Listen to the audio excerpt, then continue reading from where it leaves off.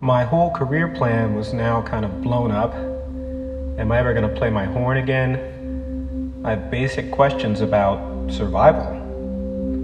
We have two little ones at home, 5 and 6 years old. Being with them has been wonderful. We adore our kids. It's been a serious challenge, though, to manage work and also homeschooling. We're giving them everything we've got, but we are not preschool or kindergarten teachers. For me personally, the biggest challenge is just managing time.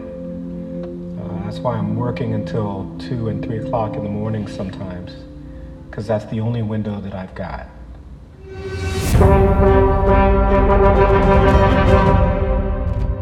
I've always been someone who was interested in talking about the relevance of classical music. Until we create more context for what we're doing, we're leaving out a big part of the population that's getting, frankly, no benefit from it whatsoever. Oh, and by the way, they actually don't think classical music is relevant to them in any way, shape, or form. Whose problem is that? Whose fault is that? That's on us.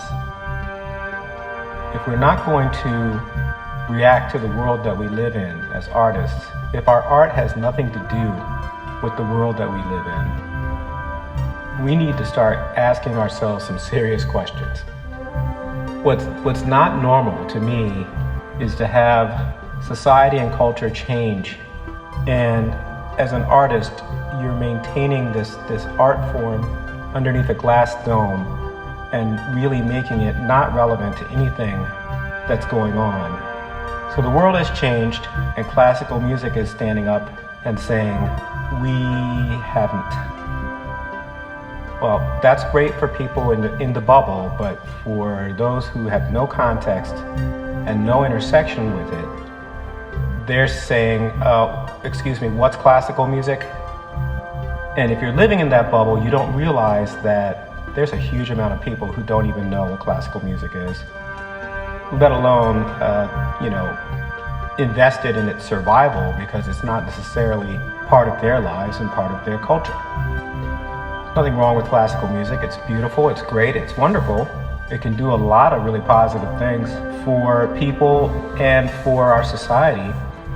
But there has to be some context in which you present this music to people who didn't grow up with it for generations and generations. You can't just continue to make the assumption that this is great music, and as soon as you expose any human being to it, they're automatically going to fall in love with it and fall all over themselves and appreciate it the way you and I might. I've been pushing for change my entire career, and not change for the sake of change, and not even change for the sake of benefiting the industry so the industry can survive. I'm all for that, but change for the purpose of there is value in what we do, and it is universal. But I just think we kind of need to get out of this thought that classical music is this highest form of art, never achieved before, because this attitude makes classical music in self-isolation, for a long time, which is not normal. If you look back at what composers were writing about, they were writing about things that were affecting them in their time. They were not composing thinking, we're going to be the only 10 composers anybody ever plays 100 or 200 years into the future. They're writing about what was going on in their culture, in their time, in their lives. So I think that this is going to force some real good conversations about the whole idea of what are we doing and what it can be in the future. And those conversations are obviously underway. Hopefully this will get us out of our double isolation. 1, because of COVID, and 2, because of what the industry has kind of evolved into over time. And I think a lot of people are ready for this.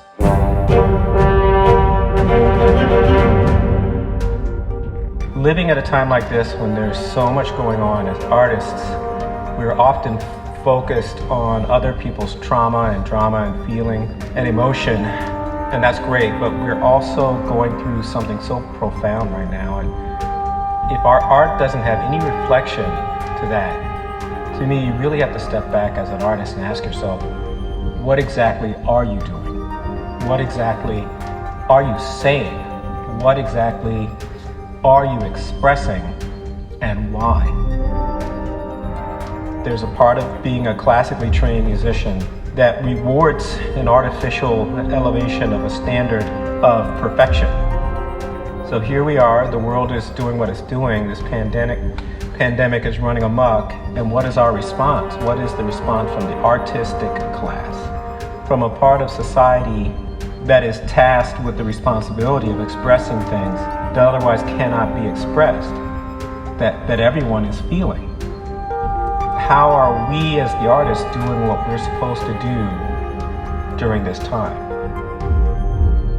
But as an artist living through this, if this isn't going to influence your art, then you really are a classical musician in isolation.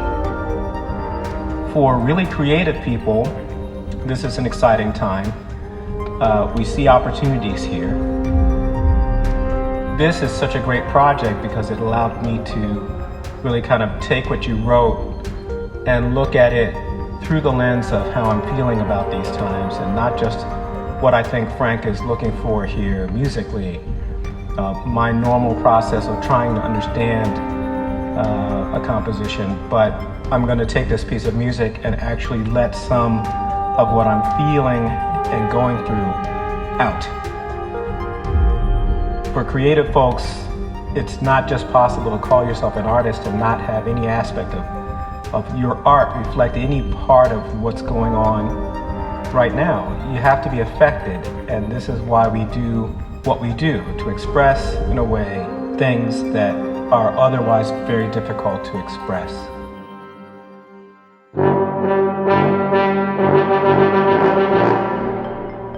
My personal thought is that not just the industry is going through a paradigm shift, I think our entire society is going through a paradigm shift. The intersection of COVID and social justice awareness and some other factors all intersect at the same time. To me and to a lot of other people that I know, this is a very important time when all of our institutions are laid on the table as a society, and we decide what we're going to do. We decide what our priorities are going to be moving forward. We're all fighting it out right now to find out what the future is going to be. I never used to think about our country having the ability to change as fast as it has in the last couple of years, and even in the last couple of months. I know what I'm going to do. I know the direction I want for our country and for our family, and for everyone I know. But there are plenty of people who don't want to go in that direction. So there's going to be conflict, and there's going to be some hashing it out to do.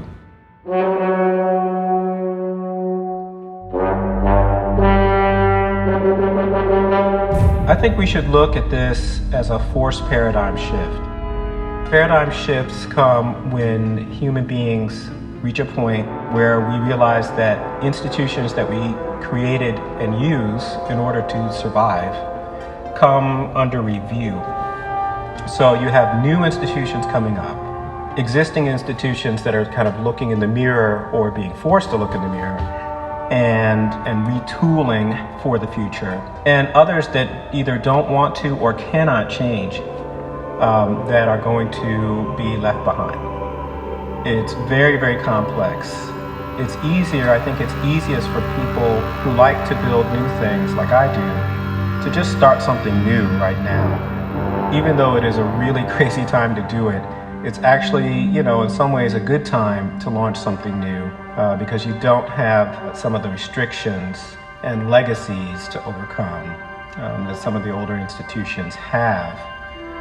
There are advantages and disadvantages, obviously. But if you're a creative person, this is definitely a time to build.